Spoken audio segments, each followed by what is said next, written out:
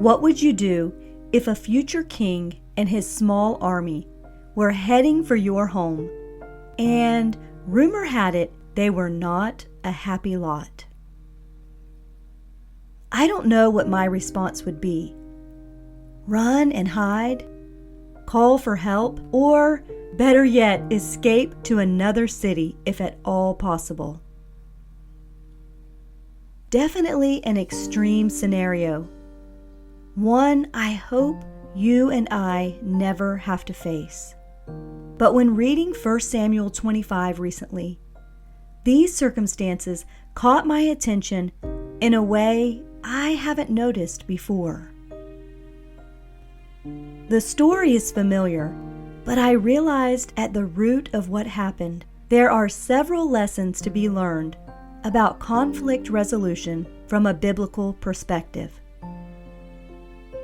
And I'd like to invite you to join me for a few minutes as I make a bit of fresh bread and herb butter so we can explore the long ago story together. It starts in the wilderness of Paran, after Samuel the prophet died. 1 Samuel 25 tells us David went down and camped near the place where a wealthy man named Nabal had a group of shepherds shearing his sheep. In reading between the lines, we see the men of David and the men of Nabal developed a good rapport. So much so that David provided a hedge of protection around the shepherds, keeping them safe and making sure none of Nabal's property was lost or destroyed. But here's where it gets alarming. When David sent some of his men to ask provision of Nabal, they returned with insults instead, and the refusal of any help or compensation for their labor. What do you think David did next? After the agony of being hunted by King Saul and all the difficult circumstances he'd already dealt with up to this point, the rejection proved too much. David told his men, "Gird ye on every man his sword. This guy is gonna be sorry." Well, he doesn't actually say those words that we know of, but the passage does indicate a plan for Nabal's whole house to be destroyed by morning light. This is where the event takes an unexpected turn. If you're familiar with the story, you know Nabal's wife Abigail is about to change everything. Scripture tells us she was a beautiful woman of good understanding. And as I read the account recently, I realized there is a formula in her actions that we can apply to problem resolution even today. First things first, she raided the pantry after hearing about all that transpired, which might be a conversation for another day.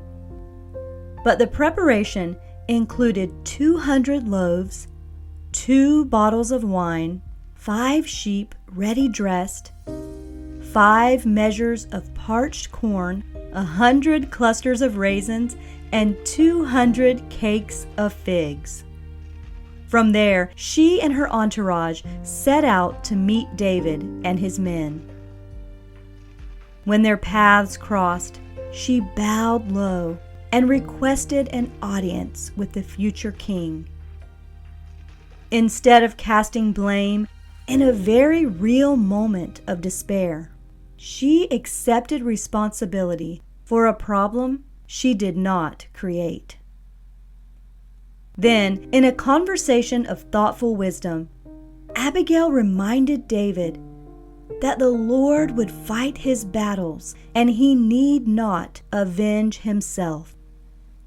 Upon hearing her out, David blessed Abigail and received her offering. The result? Well, David did not shed innocent blood. Her household was saved from destruction, And, spoiler alert, 10 days later, Nabal died the morning after a drunken party. Of course, there's more to the story, but the lessons that stood out to me this time are ones you and I can carry with us in the middle of life's heated moments. First, food is always a good idea. But in all seriousness, even when a problem is not our fault, we can take ownership and approach a solution with humility. It's not guaranteed to be an easy road, but like Abigail encouraged David, we can look beyond the moment, let the Lord fight our battles, and be mindful not to sacrifice our eternal calling for the temporary satisfaction of earthly revenge.